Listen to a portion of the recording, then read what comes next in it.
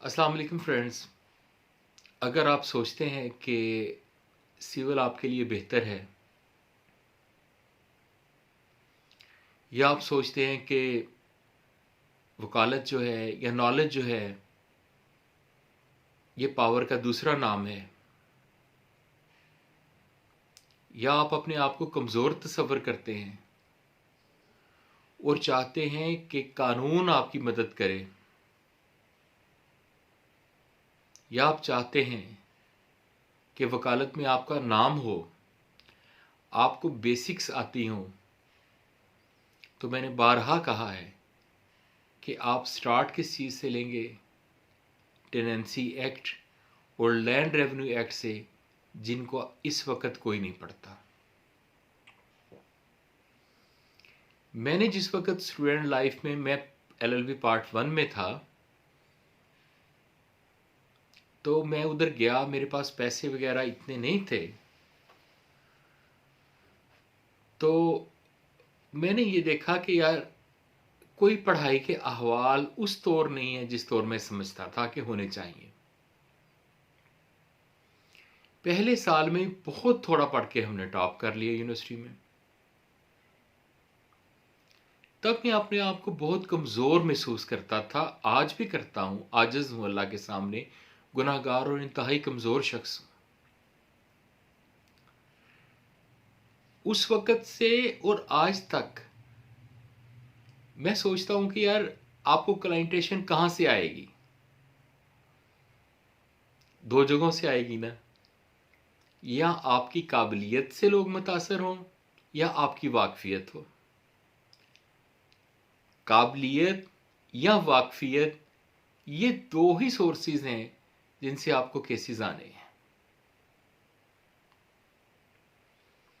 तो वाकफियत की सूरत हाल मेरी ये थी कि मैंने वालदा जब तक जिंदा थी उनके कदमों में ही ज़िंदगी गुजारी थी। बाहर की मेरी कोई सोशल लाइफ नहीं थी, और सूरत हाल ये थी कि जहाँ रेजिडेंस है वहाँ दाएं बाएं वकील ही वकील है, और अगर कोई मेरा नाम भी शायद कभी ले दाएं बाएं तो ये यही शो करते थे कि यार ये किसका नाम ले लिया, उसका वो कोई वकील है। यही सूरत हाल अहबाब में थी, अजीज़ो कारब में भी शायद यही सूरत हाल थी।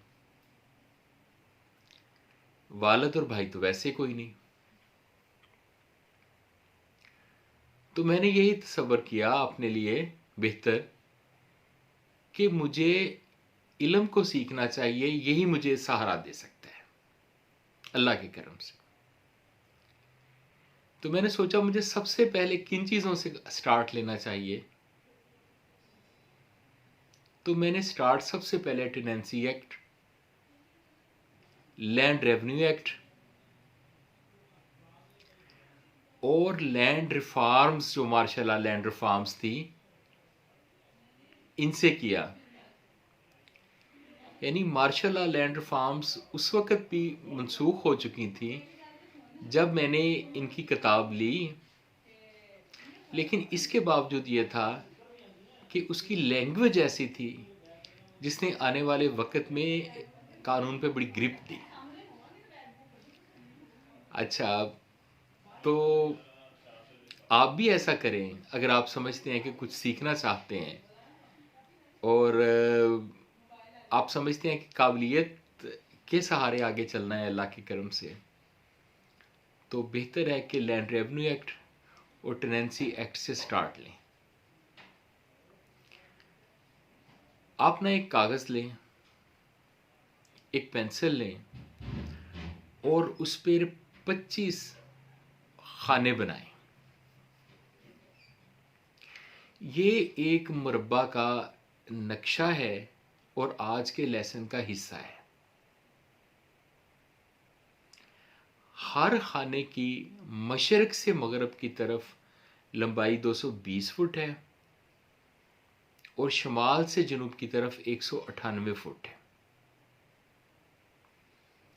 आप पहला खाना नंबर 1 यानी किला नंबर 1 मगरब से स्टार्ट करेंगे, फिर 2, 3, 4, 5 इसी तरतीब से खींचते हुए मशरक की तरफ 5 तक ले जाएंगे।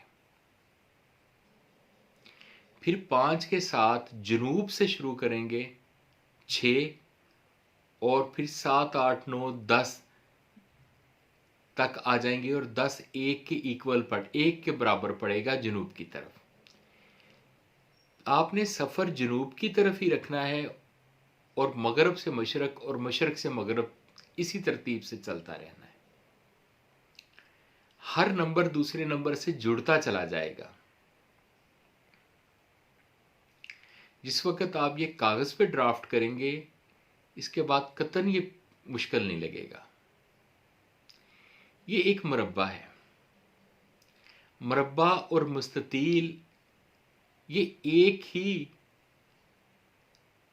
चीज के दो नाम है, और इसका तीसरा नाम ब्लॉक भी है, लेकिन एक वाइडर ब्लॉक भी है। आपने देखा होगा कि जिस वक्त जमीन की पहचान करते हैं तो जैसे मुस्ततील नंबर लिखते हैं 100/1, फर्ज किया 100/1, तो दर हकीकत ये जो हमने 25 एकड़ अभी शुमार किए हैं, ये नीचे वाला मुरब्बा है जो कि जिसको हमने 1 नंबर दिया है। अब वाइडर ब्लॉक जो है वो तो वही ऊपर वाला 100 ही है जो चल रहा है। अब दूसरा जो मुरब्बा है, अब हमने किला नंबरात को नहीं लेना, अब हमने मुरब्बा नंबर को लेना है कि दूसरा मुरब्बा किस तरफ जाएगा। तो जो मुरब्बा नंबर 2 होगा इसका, वो जनूब की तरफ जाएगा। जनूब की तरफ जाते जाते ये 4 तक जाएगा। फिर चौथा 5वें से शुरू नहीं होगा। जिस तरह से किला नंबरात जुड़ते चले गए, ये जुड़ेगा नहीं। अब 1 के मशरक वाली साइड से 5वां स्टार्ट होगा और ये 4 का खाना फिर बनेगा। ये मुरब्बा नंबरात है, फिर कहूं किला नंबरात नहीं। ये मशरक की तरफ सफर करेंगे जैसे वो जनूब की तरफ सफर कर रहे थे, लेकिन जाएंगे ये भी नीचे 4-4 के खाने में जनूब की तरफ। जिस वक्त ये 16 हो जाएंगे तो इसके बाद ऊपर वाला नंबर तब्दील हो जाएगा और फिर दोबारा ये 1 से स्टार्ट लेगा। ये ऊपर वाले नंबरात नीचे की तरफ जनूब की तरफ ये भी सफर करेंगे और ये 20 तक इनकी लाइन बनेगी। यानी ये ऊपर से नीचे तक 20 तक जाएंगे। मैं आपको थोड़ा सा एक दिखाना चाहूंगा, शायद इस तौर पे आप फॉलो ना कर पाए जब तक कि आप इसको खुद एक कागज पे बनाए ना। आप देखें, ये एक चकबंदी का नक्शा है और इसी तरतीब से आपको चलता हुआ नजर आएगा।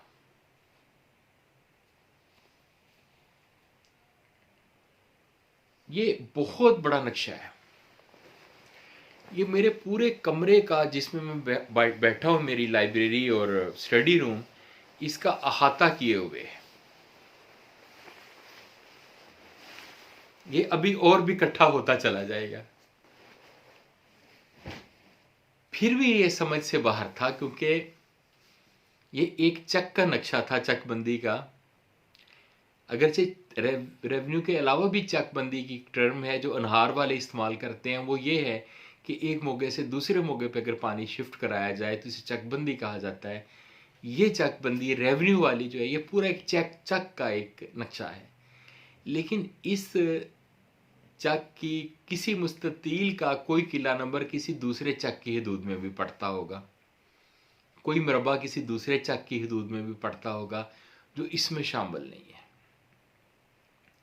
मैंने इसको समझने के लिए फिर क्या किया था, हमारे घर में एक फर्श, एक सहन का एक हिस्सा ऐसा था जिस पे 2 अक़साम की टाइल्स थी, ब्लैक एंड वाइट।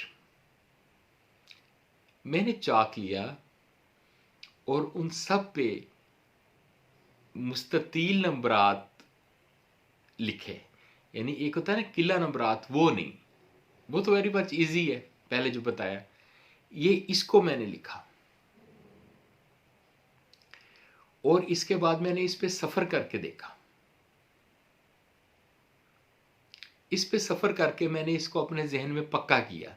देखिए, मैं आपको बता रहा हूँ, मेरे आगे कोई कागज़ नहीं, कोई पेंसिल नहीं, कोई कलम नहीं, कोई बुक नहीं, कोई नक्शा नहीं, ये जहन में उस तरीके से फिक्स हो गया। इसके बाद फिर मैंने सफ़र किया।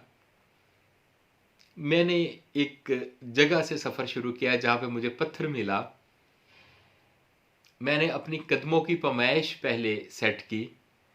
इसके बाद मैंने सफ़र शुरू किया और जहाँ पे मेरे नज़दीक मुरब्बा आता था तो मैंने वहाँ के ज़मींदार से पूछा कि यार ये मुरब्बा कहाँ पे आता है आप लोगों का, मैं वैसे पूछ रहा हूँ। तो उसने कहा जी जहाँ पे आप जनाब खड़े हैं।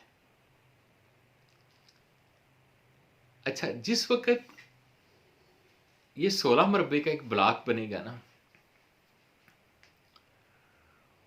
और इसके बाद 20 जो ऊपर वाले ब्लॉक, वाइडर ब्लॉक हैं,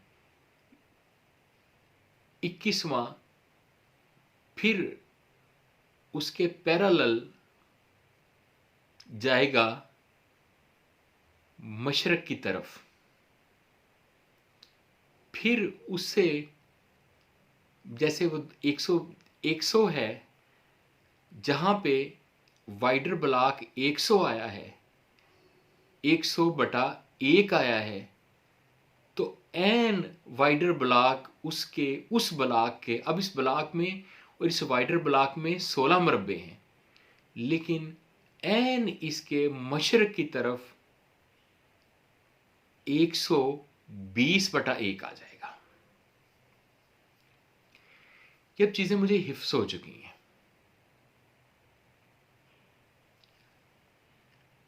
आप इसको सीखना चाहें, मैं हर वक्त आपके के लिए हाजिर हूं। इनके बगैर बंदा अच्छा वकील सिविल का भी नहीं बन सकता और ये आपको जरूरियात जिंदगी में भी बहुत काम आएंगे। बावजूद इसके कि मेरे लिए हौसला शिकनी है मेरे नेबरहुड से, वहां जहां मैं समझे कि कुदरती तौर पे जिस फैमिली, जहां कहानी आपको आपके उस्ताद के ऑफिस से काम मिलता है, हमने दिया है, हमने काम लिया नहीं, वो हमें इस काबिल उन्होंने समझा नहीं, तज़हीक ही हमेशा हमारी हर जगह पे हुई। तो अगर मुझ जैसा शख्स जिसके पास केस आने के लिए कोई सोर्स बुनियादी तौर पे मौजूद नहीं है, वाकफियत नहीं, सोशल लाइफ नहीं, कोई बहुत बड़ा घर नहीं, कोई बहुत अच्छी गाड़ी नहीं, घर में सारी ज़िंदगी गुजारी, इसके बावजूद हमारे पास शुक्र अल्लाह का कि डिस्ट्रिक्ट हेडक्वार्टर और शादी के बाद के हर बड़े से बड़े पॉलिटिशियन का केस कभी ना कभी आ चुका है, चाहे वो गवर्नर पंजाब रहे हों, चाहे वो नेशनल असेंबली के मेंबर रहे हों, चाहे प्रोविंशियल असेंबली के मेंबर रहे हों, चाहे सेनेट में उनका इंतखाब कभी हुआ हो। ये छोटी सी एक बैठक टाइप कमरा है, दोस्त आते हैं, कहते कि सिर्फ 400 किताबें। मैं कहता हूं कि जहां 10,000 किताबें पढ़ी हैं ना, मेरी ये चंद सौ वाली बुक्स वाली लाइब्रेरी और उनमें क्या फ़र्क है कि वो सिर्फ किताबें वहाँ पे सजी पड़ी हैं। ये अगर 1100 किताबें हैं तो 1100 की 1100 मेरे जहन में है अल्हम्दुलिल्लाह। अगर ये 400 किताबें थी कभी, तो 400 की 400 मेरे जहन में थी कि इनमें क्या लिखा हुआ है। मैंने इनमें से हर लफ्ज़ को, हर सतर को पढ़ा है। आप भी ऐसा कीजिए किताब खोल के देखिए, ये आपके लिए नए असबाक और नए रास्ते पैदा करेगी। अल्लाह ताला आपका हामी और नासिर हो। इतना काफ़ी है। गुलाम अब्बास, आप जानते हैं, मैंने देखा हर वीडियो में लोग अपना तारफ़ कराते हैं और कहते हैं जी बेल ये को क्लिक करें, आइकॉन को, ये वे। मैंने देखा यार, मैं तो अपना नाम भी नहीं इसमें लेता। अगर कोई कहेगा यार ये किसका नाम है, तो मेरे तो पूरे यूट्यूब चैनल पे मेरा नाम कहीं पे मौजूद नहीं है। तो शुक्रिया, दुआओं में याद रखिएगा। अल्लाह हाफिज़।